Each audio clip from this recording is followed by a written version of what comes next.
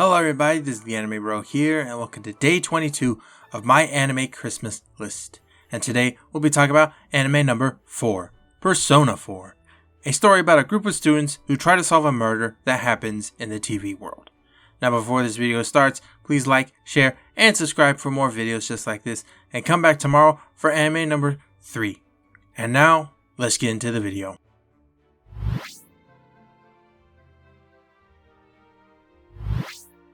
So the first thing that I want to talk about is the story.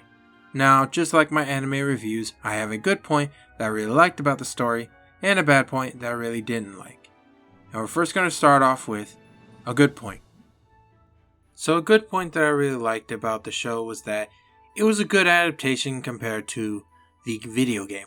Now, I'm a Persona fan. I really do like the Persona series in general, and I do gotta say that Persona 4 is a faithful adaptation to Persona 4. Now, it's not completely the same. There are some things that are different, like the main character having a personality, and also there's not being a main love interest, but it does keep things to a T.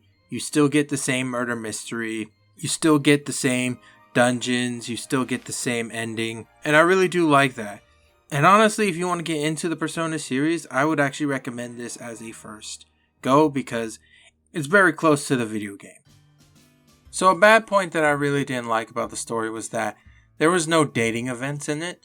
Now, this is mostly me being a Persona fan, but I really wish there was some romance in the series, and it would have been really cool seeing the romance that the creators chose as not a official canon, but as their favorite.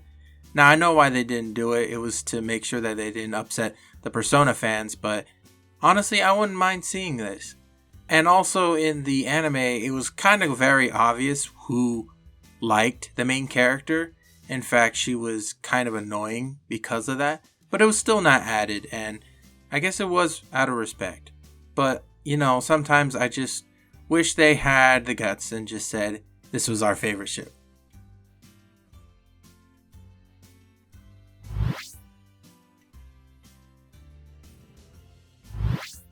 Now what I want to talk about is the main character, Yu Narukami. Now unlike Persona 3, he goes by Yu Narukami by all medias, manga, anime, everything. So just like the story part, there is a good point that I really liked about him, and a bad point that I really didn't like about him.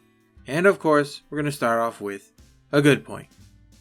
So a good point that I liked about Narukami is that he helps a lot of people. Now, throughout the show, we see Narukami run into all these random people, like the Prince of Junes, a guy who really has a temper problem, and even an idol. And it's really cool seeing him help these people just by being there and listening to their problems. I really do like that about his personality. Now, even though in the video game you could be a total jerk to basically everyone, it's really cool that they actually gave him a personality of him just being there and, you know, helping them out and also becoming friends later on. That's just something I really like about him. So a bad point that I really didn't like about Yu was that he says what's on his mind. Now what I mean is basically that he doesn't really think of what he wants to say. He just says it and just hopes that it is something good. For example, when Rias was basically angry about something, he tried to calm her down by making origami cranes. But when she tries to actually make some and fail, he basically says, "You suck." Now that's not the only time. There was another time where they needed information about the killer. So they asked a boy if he knew anything about his sister's murder. And instead of trying to break it slowly, what happened was he asked straight out, which they did get the information and he wasn't angry, but still that was like a very ballsy move. And honestly, that's just something I didn't like about him.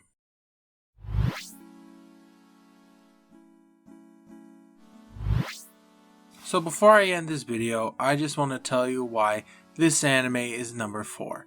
Now, I'm just going to simply put it, it's because I'm a Persona fan. I really do like the Persona series, and this was the first Persona anime that I watched. I actually watched this before I played Persona 4, and I do gotta say, it is a good adaptation when compared to Persona 4. If you actually want to get into the Persona series through the anime, this is where I think you should start off. It both has a sub and dubbed version, so if you're into either, then I would actually give this a watch. Now, I know that many people might not like Persona as a whole, but I do say that everyone should actually get into it. It's one of my favorite series of all time, and also if you're a really big fan of waifus, Persona has plenty, so yeah, I think you should get into Persona. Go check this one out, it's really good. Alright, and that is the end of this video. And if you really like this video, please like, share, and subscribe for more videos just like this, and come back tomorrow for anime number 3. I can't believe this Christmas list is almost over. I am so excited to when it comes to an end, and basically see all the comments of the series as a whole. And of course, I am the Anime Bro, and see you guys later. Peace!